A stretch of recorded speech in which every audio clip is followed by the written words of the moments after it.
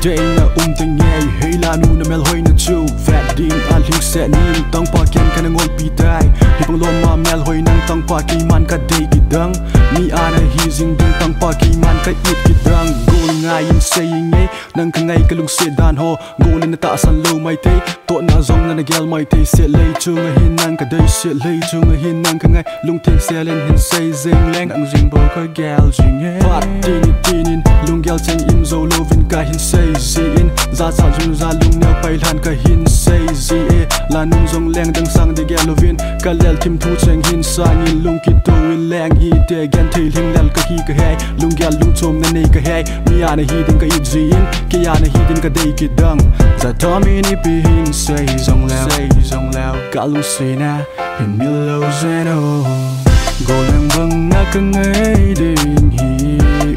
pon te se lia go leng zong leng dang sang ding lung hin gelo zeno nang kom ka ting lung sung ki panan ka dim mi ai hi ding ke man ka it ji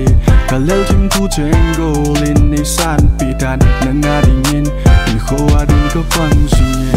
na mel hoi zai tang pa tin cheng ngol nan hi hin la nang ke ya ding in bo hung pa zing you know lung set ni san pi ding lung ki pa nan ka dim ke ya ku na na gam na ding ti zat nan ka dim la nu nang nga ding in tang pa ki vat hi lo na hil lu set now hi so ding ka ta san poi ken nang bo ka ngai pen in ken nang bo ka lu set pen e lu set in nei tu that in ka ki pa na hi pat tin in lung gel cheng im lovin ka hin say zi in za sa zum za lung neo pai lan ka hin say zi e go lin lung set ni hin san pi ding gan jol kai man lung thoi lovin ka nga zi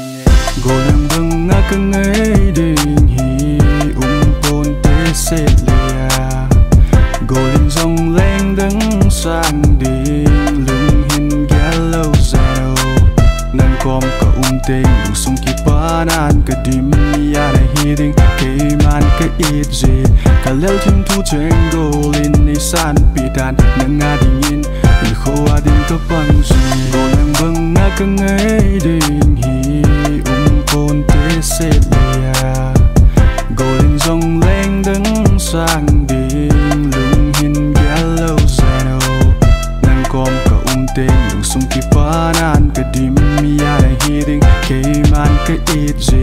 ka lel kim thu cheng go lin ni san pi tan nang nga ding in kho adin ka pang ji